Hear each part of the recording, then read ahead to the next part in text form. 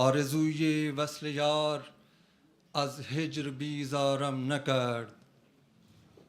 آتشم من باد و آب و خاک گلزارم نکرد. خیلی خوب. آب حیوان نیز بر من هیچ تأثیری نداشت.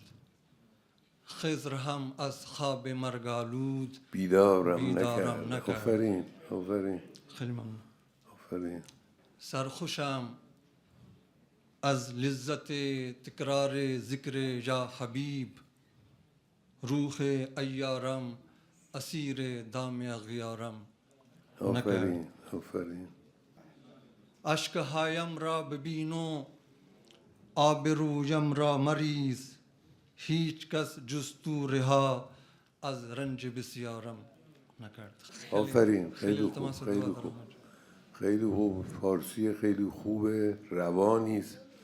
شما تونستید شعر بگید الحمدلله. آرزوی دیرینه من بود که امروز رسیدم به آرزوی خودم که جلوی شما شعر بخونم. خیلی خوب بود. التماس دعاتون. بله، یعنی این شعر اگر چنانچه خونده بشه هیچ کس فکر نمیکنه که یک غیر فارسی زبان این شعر رو گفت. این مهمه، خیلی مهمه.